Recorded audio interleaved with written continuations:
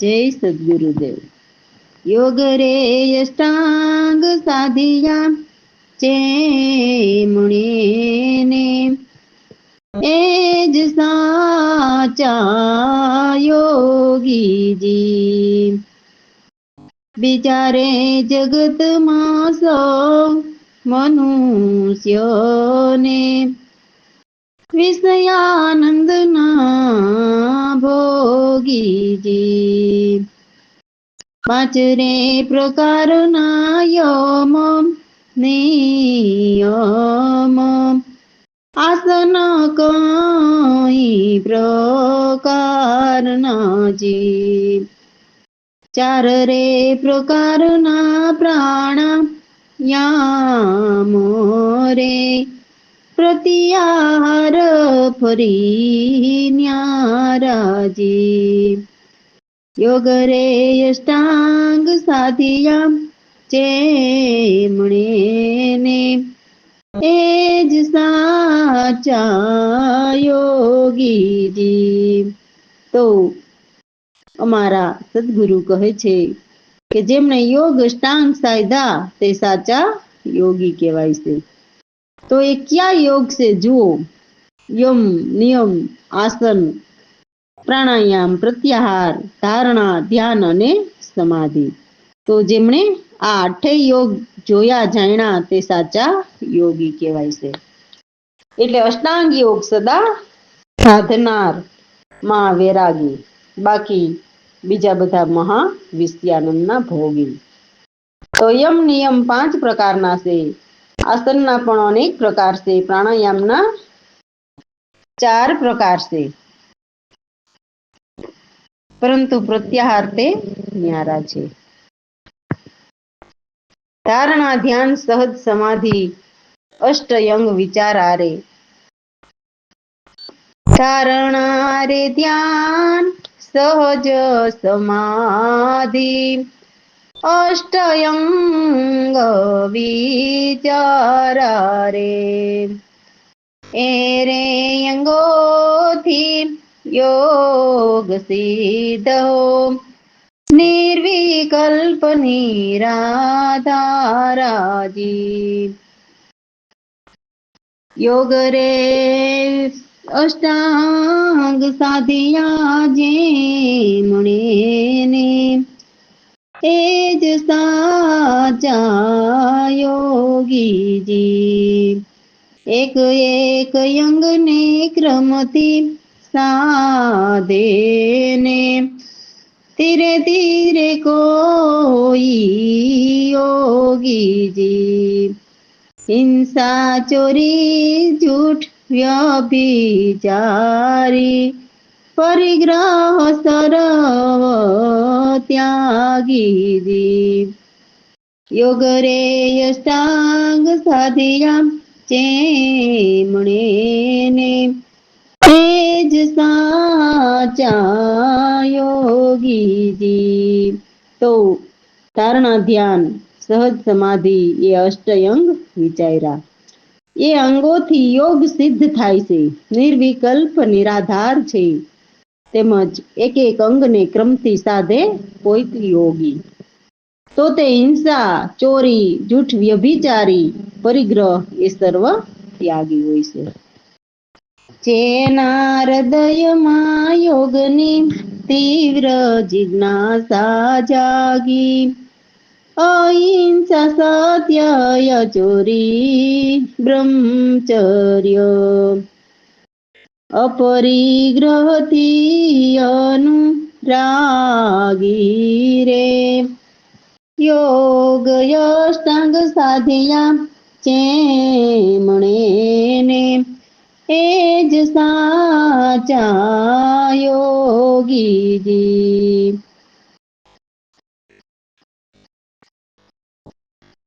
એ અધિકારી યોગના પ્રથમ અંગના ભાગી રે. પેલા અંગ છે એ જ યોગના કહે પતંજલિ યોગીજી. યોગ રે અષ્ટાંગ સાધિયા જેમણે ને એ જ સાચા યોગીજી, જેના હૃદયમાં યોગની તીવ્ર જિજ્ઞાસા જાગે, તે અહિંસા, સત્ય, અચોરી, બ્રહ્મચર્ય એ અપરિગ્રહથી અનુરાગી હોય છે. એ અધિકારી યોગના ભાગી છે. તો પેલા અંગ છે તે જ યોગના એ પતંજલિ યોગી કહે છે. બહાર ભીતર પવિત્ર રહે સદા, સર્વ લાભો રાખે સંતોષ, તપરે કરતા કયાથી પાપો મટાડે સર્વ દોષ. યોગી રે યોગ યષ્ટાંગ સાધિયા, જેમણે ને એ જ સાચા યોગીજી. સ્વાધ્યાય કરે રાત દિવસ એ યોગના સે પોશાક, ઈશ્વર સમર્પણ કર્મ સર્વ કરે રે, મનમાં રાખે ભરોસાજી.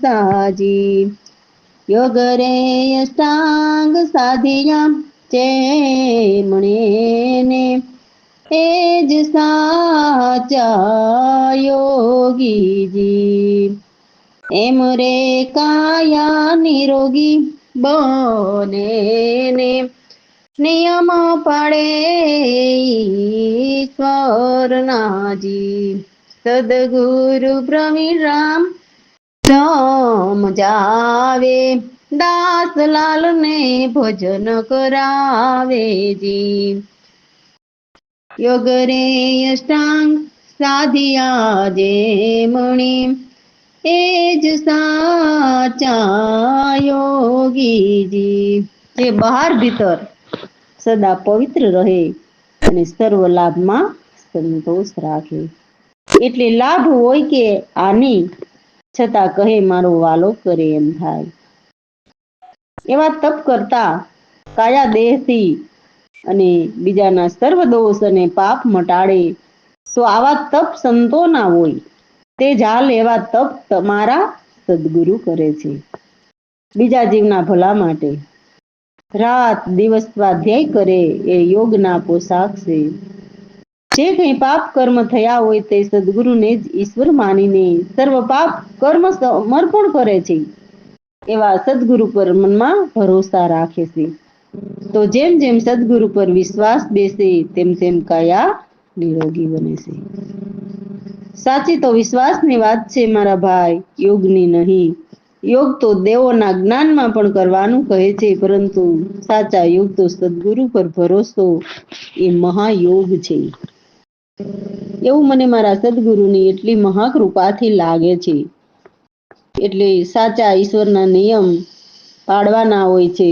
તે સદગુરુ શીખવે છે કે સાચા નિયમની જ આત્માનું કલ્યાણ કરવું. તો અમારા સદગુરુ એમના શિષ્યને સત્ય સમજાવે છે અને નિજ આત્માનું કલ્યાણ કરવા માટેનું ભજન શીખવાડે છે. રામ ભરોસે. જય સદગુરુદેવ. એ રામ રસ વિના નહીં રે ઉધાર, રામ રસ એવા છે મારા ભાઈઓ. રામ રસ પ્યાલા ભરપૂર રે પીવો, ઘટક ઘટક કરી કોઈ રે પીવો. હે રામ રસ વિના નહીં રે ઉધાર. નુરત સુરત ની સીડી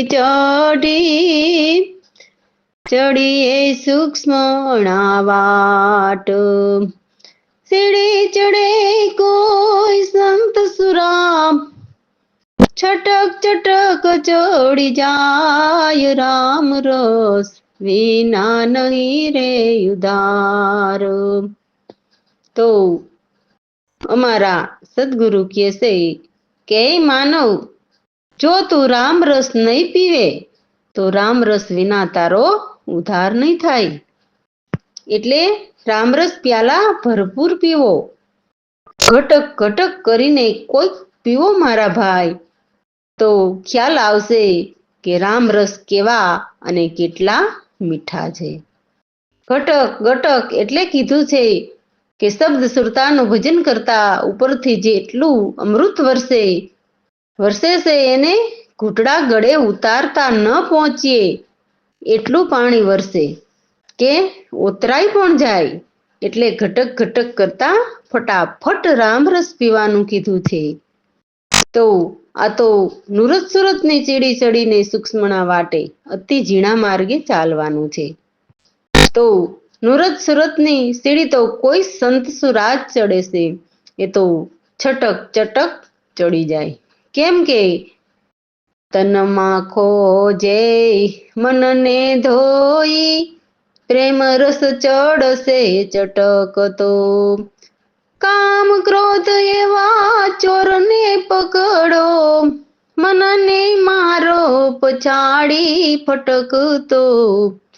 હે રામ રસ વિના નહીં રે ઉદાર માન મમતા જરિયે ન રાખો સાધક સિધક ને સાધો.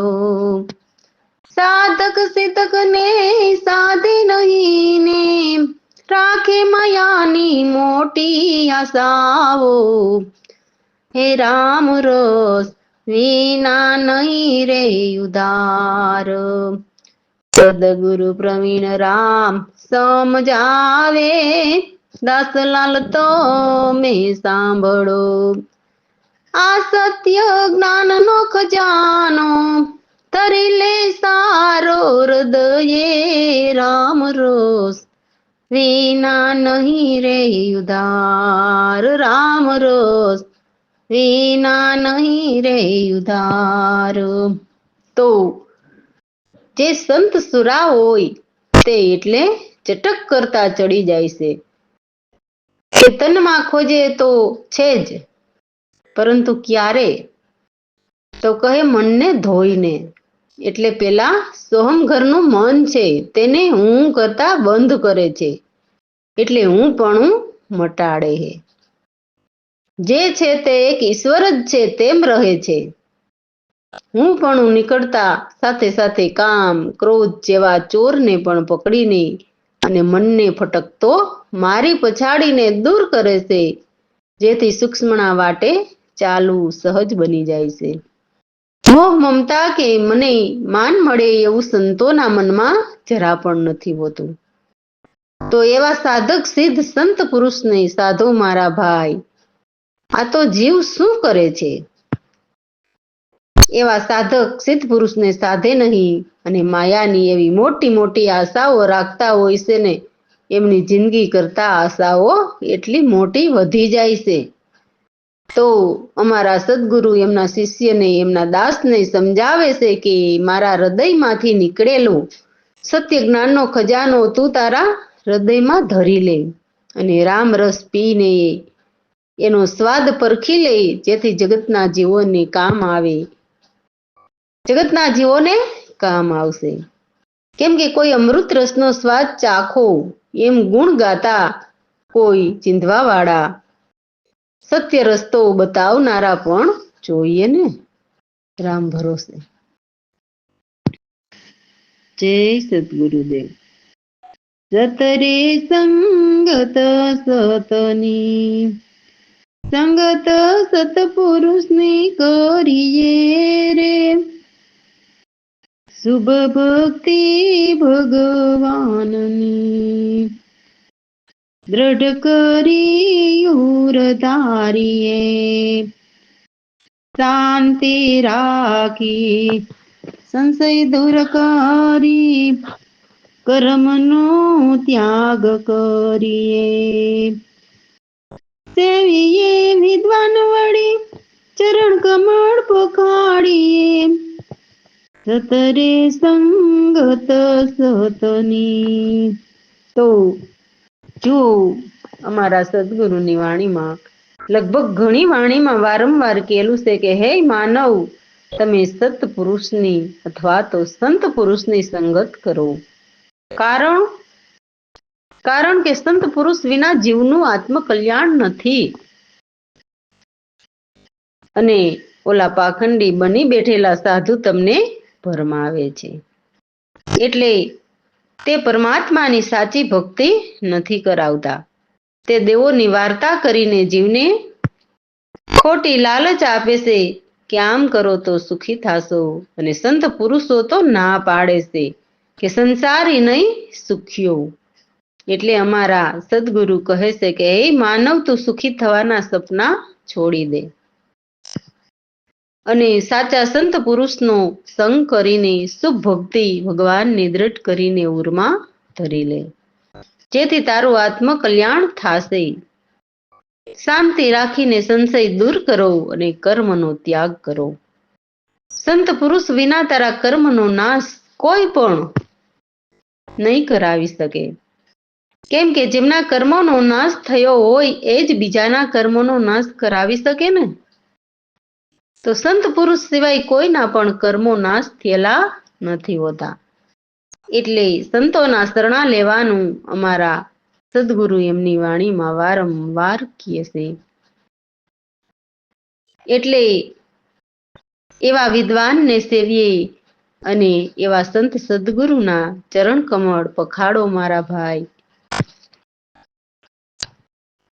બ્રહ્મ એક અંક સાધી કરી નિત્ય આરાધીએ, શ્રુતિમાં શિરોમણી બોલે તેને સૌ ઉચારીએ. સતરે સંગત સતની મહાવાક્યોને વિચારીને શ્રુતિથી દ્રઢ ધારીએ, ખોટા તર્ક નિવારીએ, સતત તત્વને જાણીએ. સતરે સંગત સતની. તો હે માનવ, એક બ્રહ્મા જ અંક સાધીને નિત્ય આરાધ્યે શ્રુતિમાં શિરોમણી બોલે. એટલે સંત પુરુષના જ્ઞાન સાંભળતા આપણને જાણે એમ લાગે એમની બોલીમાં સાક્ષાત શિરોમણી એટલે પ્રભુ જ બોલે છે. કારણ કે સંત પુરુષ એ પરમાત્માના જ અંશ હોય છે. એટલે તે શિરોમણીથી જુદા નથી હોતા. તો સંતો જે જ્ઞાન બોલે, જે શબ્દ સંભળાવે તેનું ઉચ્ચારણ કરીએ. સદગુરુના મહાવાક્યો સાંભળી વિચારીને તેને દ્રઢ કરીને દિલમાં ધારી લઈએ. હે માનવ, ખોટા તર્ક નિવારો અને જે સત તત્વ છે તે જાણો. જે પરમ તત્વ પરમાત્માને કહે છે તે જાણવું એમ કહે છે. અહમ બુદ્ધિ દૂર ભગાવી, અહમ બુદ્ધિથી ભીન રહીએ. બુદ્ધિમાન જ્ઞાની જન સાધીને સારા વાદ વિવાદ ત્યાગીએ. સત સંગત સતની, સતરે સંગત સંતની. ગુરુ પ્રવીણ રામ આઠો યામ, જપે રે પરમાત્મને. સુરત ને ગગને ચડાવી, વરસાવે અમૃત ધારા. સતરે સંગત સતની. તો હે માનવ, સદગુરુના શરણે રહીને અહમ બુદ્ધિને દૂર ભગાવો. કેમ કે અહમ બુદ્ધિને કારણે આપણને સદગુરુથી ભિન્ન રહીએ અને ગુરુગમથી એક રહીએ. સદગુરુ શરણે રહેતા એમના શિષ્યને સદગુરુ તેનાથી જુદા નથી માનતા. બુદ્ધિમાન જ્ઞાની જનને સાધીને સારા વાદ વિવાદને ત્યાગો. તો એવા બુદ્ધિમાન અમારા સદગુરુ જ્ઞાની આઠેયામ પરમાત્માને જપે છે. સુરતાને ગગનમાં ચડાવીને અમૃત ધારા વરસાવે છે. રામ ભરોસે. જય સદગુરુદેવ. યુગમ દેશના રથ રે, વિરલા કોઈ જો ન જાણે. આઠે પોર એમાં મળે રે ભવસાગરની અંદર ચારધામ મળી જોયા રે અદભુત અચરજ યોઈ અગમ દેશના રથ રે અગમ નિગમ બને મળીને સુખ સાગર માનાયુ રે અગણિત રૂપ છે અચરજ કયા ન જાય અગમ દેશના રથ રે તો અમારા સદગુરુ જે આ કોઈક વિરલાજન અગમ દેશના રથ જાણે છે આ ભવસાગરમાં રહેવા છતાં આઠે પોર અગમ દેશમાં જઈને મળે તો એ કેવી રીતે અગમ દેશમાં જઈને મળે તો તે શબ્દ સુરતાનું ભજન કરતા એમની સુરતા આઠે પોર પરમાત્મા સાથે જોડાયેલી રહેશે તો એવા અમારા સદગુરુની અંદર મેં તો ચાર ધામ જોયા એ અદ્ભુત અચરજ સર્વ અહીં જ છે અગમ નિગમ બને મળીને સુખ સાગરમાં નાય એટલે જેની કોઈને ગમ નથી એ અગમની ગમ કરીને એમાં નાય એમ કહેશે એટલે શુદ્ધ થાય અમારા સદગુરુ કહેશે કે એવા ગણિત અચરજ અરૂપ છે તેને કયા ન કહેવાય અચલ ભેદ અનુભવ સાચા સ્થિરતા સદા કેવાય રે સર્વ સ્થિરતામાં એમાં મળે રે તેજ ઉપવનમાં જાય અગમ દેશના રથ રે બંકની વાટ ત્રિપુટી ઘાટી સુરત ચાલે તે માયુ રે ગુરુ સદગુરુ પ્રવીણ રામ કૃપાથી એ સુખદાસ લાલ પાયા રે અગમ દેશના રથ રે તો એવા અચલ ભેદ અનુભવે જ સાચા છે તો સદા સ્થિરતા કહેવાય તો સર્વ સ્થિરતા એમાં મળે તો એ જ ઉપવનમાં જાય તો એમાં બંકની વાટ અને ત્રિપુટી ઘાટી સુરતા ચાલે તો અમારા સદગુરુ કૃપાથી એમના દાસ એ સુખ પાયમાં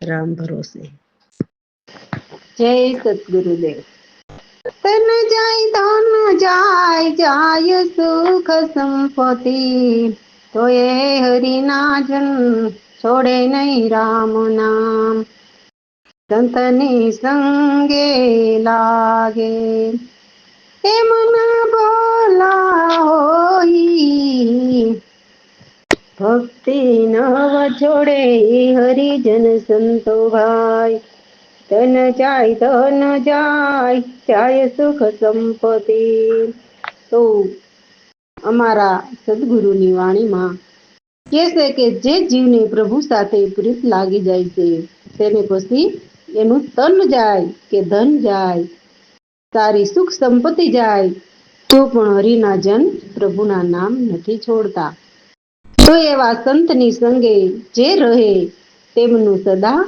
ભલું જ હોય છે તો એવા સાચા સંતોને ગમે તેમ થઈ જાય પણ સત્ય ભક્તિ ન છોડે કેમ કે એમની સુરતા આઠે પોર પરમાત્માના ઘરમાં જ રમતી હોય છે એમને જગત સાથે કોઈ લેવા દેવા નથી રહેતા જે થવું હોય તે થાય પણ પ્રભુના નામ નહીં છોડું હંસની ગતિ હંસ જાણે જાણે નહીં કાગ સંતનો સંગ પૂર્ણ એ જ બહુ સારા ભાગ્ય ધન જાય જાય સુખ સંપત્તિ અજ્ઞાની શું જાણે જ્ઞાનીની સતવાતો જ્ઞાનથી બન્યા વૈરાગી રવિ ખીમ બાણ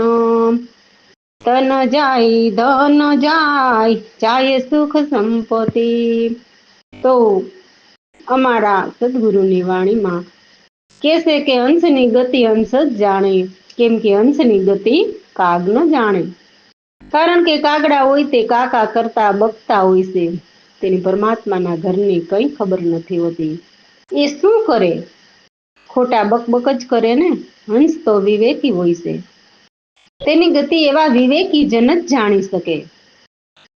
તો જેમને સંતનો પૂર્ણ સંગ હોય તે જન બહુ જ ભાગ્યશાળી હોય છે.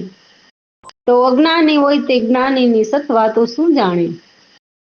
જ્ઞાનથી રવિ સાહેબ, ખીમ સાહેબ, ભાણ સાહેબ તેમજ અનેક સંતો વૈરાગી બન્યા. એવી જ રીતે અમારા સદગુરુ સાચા વૈરાગી બન્યા.